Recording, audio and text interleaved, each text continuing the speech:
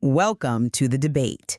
Imagine a prison where the doors are wide open, the cells are made of gold, and the inmates actually willingly pay for their own chains by buying the most expensive silk coats in the world. It is a pretty wild image. Right? Today we are looking at King Louis XIV's Palace of Versailles. We are exploring a really fascinating perspective brought to light in a brilliant design by Hot Hut. Well, this idea by Hot Hut completely flips how we understand one of the most famous buildings in history. It really does. I mean, Versailles is usually just viewed as the ultimate symbol of royal excess, a massive, impossibly expensive palace with these beautiful gardens. Yeah, exactly. But the structural reality underneath all that gold leaf is much, much more complex. Exactly. And that brings us to the core disagreement we are tackling today, which is drawn directly from that design by Hut. Was Versailles primarily a personal psychological trap built out of a king's childhood trauma and revenge? Or was it actually a calculated economic and political strategy designed to build a global empire? Right. The classic debate of personal motive versus state strategy. Yeah. And I look at the history and I see a masterclass in psychological control. I see a king who built a gilded cage to completely neutralize his enemies. See, I look at the exact same history, but I see a massive economic engine. While I agree the king needed to control his rivals, I argue Versailles was fundamentally a structural strategy that ended the old medieval ways, built domestic industries, and, well, birthed a French cultural empire. Okay, well, let me outline my perspective on the underlying motive here first. Sure. We really have to start with the king's childhood. Sure. When Louis XIV was a young boy, the powerful nobles of France rose up in a violent rebellion against the crown. Right. A very famous uprising. Exactly. They literally broke into the royal palace. He had to pretend to be asleep while these angry lords stood over his bed. I mean, that kind of terrifying experience leaves a deep psychological scar. Oh, absolutely. He learned early on that the people who were supposed to be loyal to his family could never, ever be trusted. So as an adult, he made this deeply personal and paranoid choice. He dragged the entire government and all those powerful nobles to Versailles, which was at the time just a swampy hunting lodge 20 kilometers away from Paris. Yeah. Quite a commute back then. It really was. His main goal was to keep his enemies closer than his friends by trapping them in a bubble of strict etiquette and endless distractions. He created a political guillotine. He cut off their power without ever using a real blade. Submission was definitely a factor, I will give you that. But if he just wanted to break their spirits, he could have kept them in dungeons or simply executed them. Well, but You really have to consider the massive political shift that was happening at the time. Yes, the king controlled the nobles, but the true genius of Versailles was state building. how so? Before Versailles, France is completely fractured by medieval feudalism. Power wasn't centralized in a capital. It was hoarded by regional lords who controlled their own wealth, their own lands, and their own private militias. Right, the regional bosses. You cannot run a modern, unified nation when 50 different regional bosses can raise an army against you whenever they feel like it. Versailles wasn't just a paranoid grudge. It was the birthplace of an absolute monarchy. But he neutralized those lords by funneling their generational wealth directly into the king's new luxury industries. You make it sound like a very clean, cold political calculation. But let's look closer at the sheer physical reality of moving everyone 20 kilometers away from Paris. Okay. In the 1600s, 20 kilometers is not a quick commute. It is a full day of exhausting travel. By moving the court to Versailles, he physically uprooted these lords from their local power bases. Which was the point, structurally. But Paris was where the people were.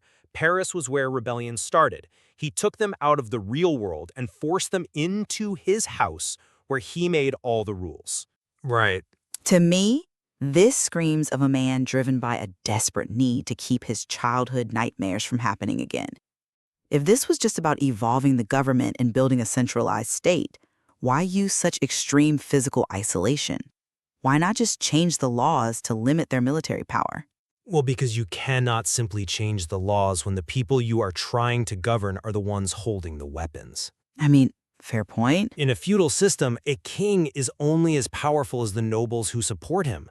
If Louis XIV had just sat in Paris and written a new law saying, you all have less power and no private armies now, they would have rebelled immediately. Yeah, they wouldn't have just accepted that. Exactly. The childhood trauma was definitely the spark. It gave him the motivation to realize the old system was broken. But the solution he engineered was a necessary political evolution. Political evolution based on moving them to the woods? By forcing them to live 20 kilometers away, he centralized the government.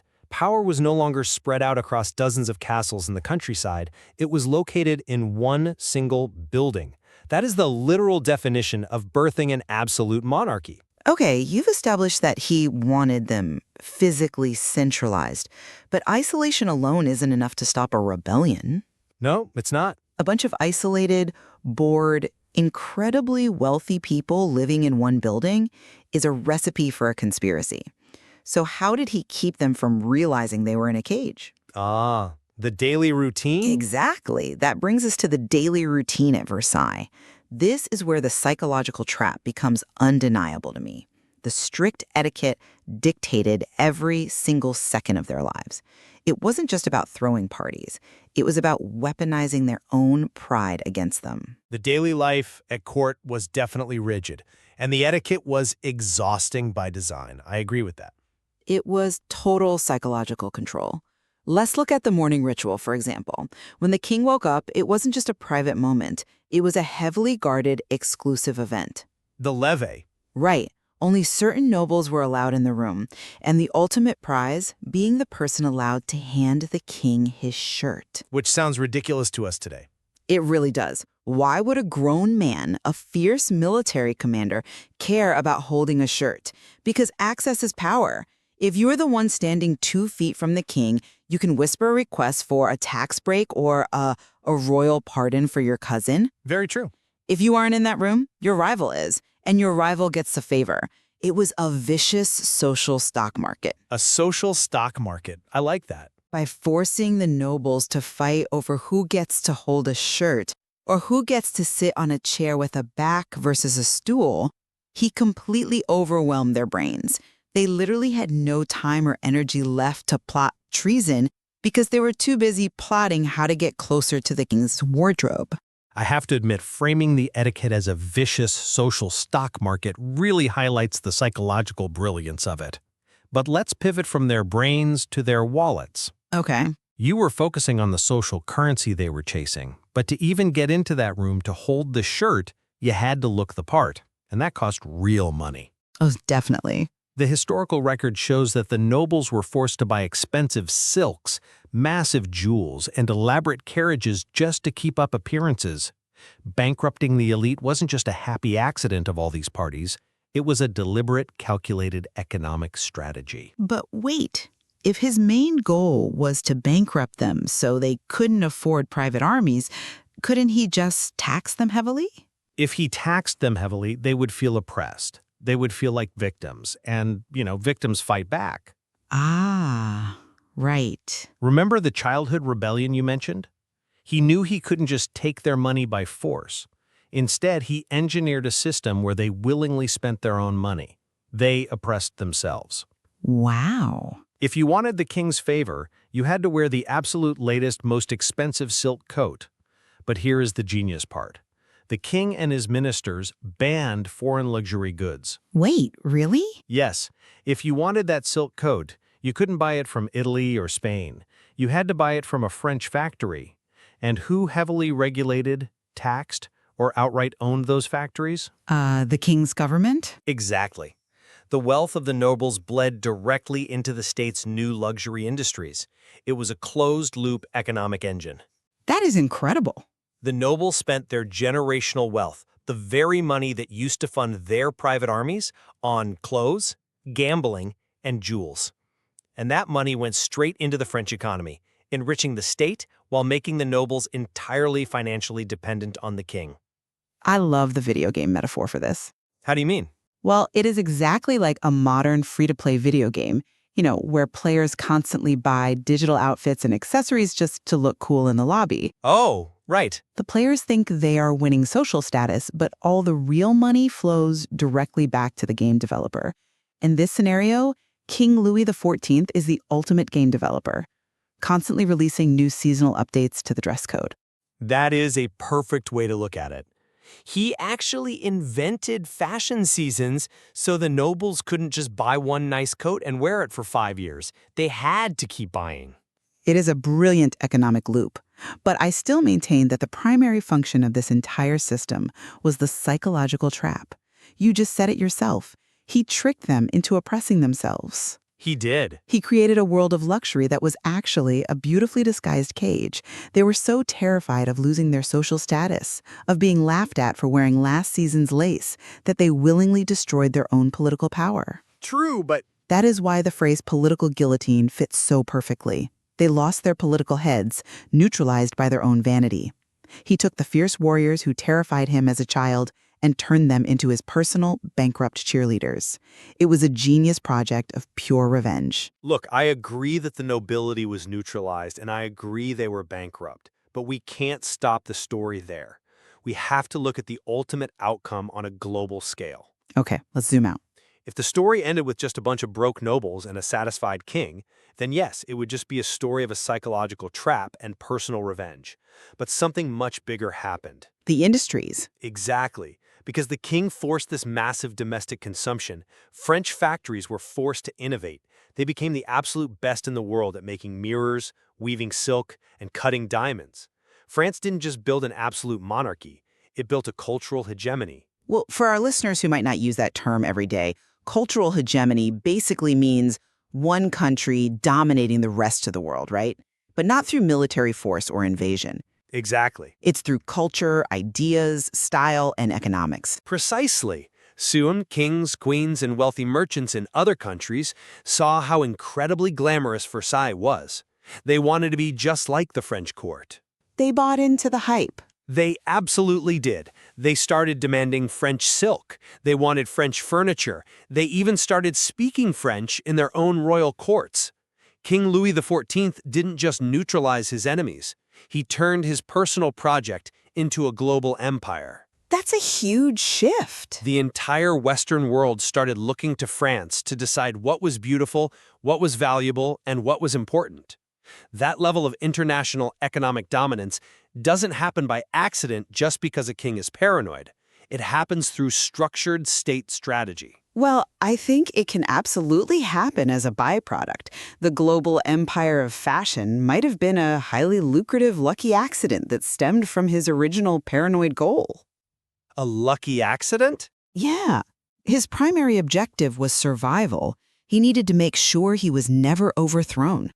The fact that the rest of Europe looked at this gilded prison and thought, wow, we want to dress exactly like those trapped prisoners, is deeply ironic. I suppose it is ironic. The nobles in Versailles were bleeding their family fortunes dry, trapped in an endless cycle of anxiety over etiquette.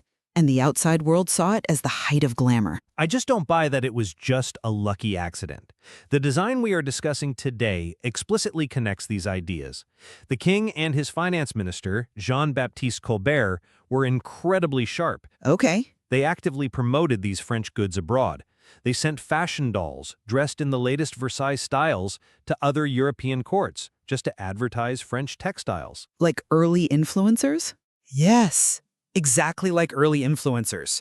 They knew exactly what they were doing. They understood that if France controlled the luxury market, France would control the economy of Europe.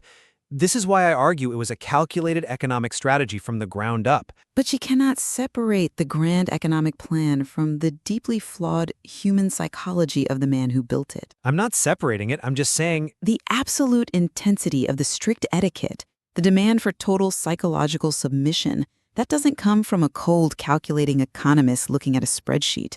That comes from a human being who is deeply afraid of losing control. well, fear is a powerful motivator. Design. He didn't just want their money to build factories. He wanted their submission. He wanted to break their spirit using a weaponized world of luxury. I completely agree that he wanted their submission. Where we disagree is on the ultimate purpose of that submission. Okay. You see, breaking their spirit as the end goal, the revenge itself, I see breaking their spirit as a necessary tool to reach the real end goal, which was a powerful, wealthy, unified nation. A means to an end? Exactly. Think about the chaos of medieval feudalism again. It was a fragmented, violent way for a country to exist, with constant small civil wars between rival lords. The king ended that chaos. By locking everyone in his house? Yes, he used a dark, manipulative strategy to do it, but he replaced a violent, fractured country with a modern, centralized state that went on to dictate global culture. I'm just not convinced he was thinking about the modern centralized state in the selfless, visionary way we might imagine today. Remember his famous mindset. He equated himself entirely with France. I am the state. Exactly. In his mind, protecting himself was exactly the same as protecting France. Defeating his personal childhood enemies was exactly the same thing as defeating the enemies of the state. It was all deeply, unavoidably personal. But equating himself with the state is the very definition of an absolute monarchy. That is the political evolution the history points to. I guess that's true. By making himself the absolute center of the universe, the Sun King, he made it structurally impossible for a noble to rebel against him without rebelling against the entire concept of France itself. That isn't just paranoia. That is brilliant constitutional engineering, even if it wasn't a written constitution.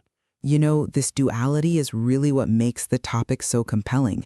And as we wrap up our discussion today, I want to make sure we provide a really clear summary of these two distinct perspectives for everyone listening. Good idea. The design by Hot Hot Hut Hut gives us a lot to think about. On my side of the debate, we can view the Palace of Versailles as a brilliant but incredibly dark psychological trap. It was built by a king who was driven by the trauma of a childhood rebellion. To make sure he was never threatened again, he used luxury and strict, exhausting rules of etiquette to punish his enemies. He successfully built a political guillotine that overwhelmed the nobility and destroyed their power without ever having to start a war. And on my side of the debate, we can view Versailles as a massive, calculated economic machine. While it certainly controlled the nobles, its true purpose was to destroy the outdated, chaotic system of medieval feudalism. Right. By forcing the elite to spend all their wealth on domestic luxury goods, the king built up his own state-run industries. This strategy centralized the government, birthed an absolute monarchy, and created a global cultural empire where France became the uncontested leader in fashion and luxury. It really highlights how complex history can be. A leader's deeply personal history, like childhood trauma and a desire for control, can perfectly align with a nation's massive political and economic transformation.